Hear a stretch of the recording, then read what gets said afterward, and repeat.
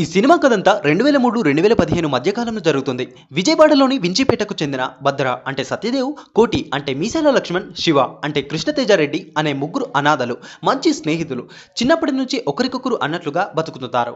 ఓ case విషయంలో చిన్నప్పుడే జైలుకెళ్లిన శివ బయటకు వచ్చాక నేరాలు చేయడం తప్పని భావించి ప్రింటింగ్ ప్రెస్ పెట్టుకుంటాడు. భద్ర, కోటి మాత్రం గంజాయి దందా, చిన్న చిన్న నేరాలు చేస్తూ జీవనం గడుపుతుంటారు. వించిపేటలోనే హాస్టల్లో ఉంటూ ప్రింటింగ్ ప్రెస్లో పనిచేస్తున్న మీనా అంటే ఆతిరాతో శివ ప్రేమలో పడతాడు. మరోవైపు భద్ర అదే కాలనీలో ఉంటున్న పద్మ అంటే అర్చన అయ్యంగార్తో ప్రేమలో పడతారు.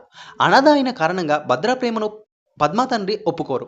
మరోవైపు మీనా భద్రాను సొంత అన్నయ్యలా భావిస్తుంది. మీనా రాకతో అనాథలైన ఈ ముగ్గురికి ఓ మంచి ఫ్యామిలీ దొరుకుతుంది.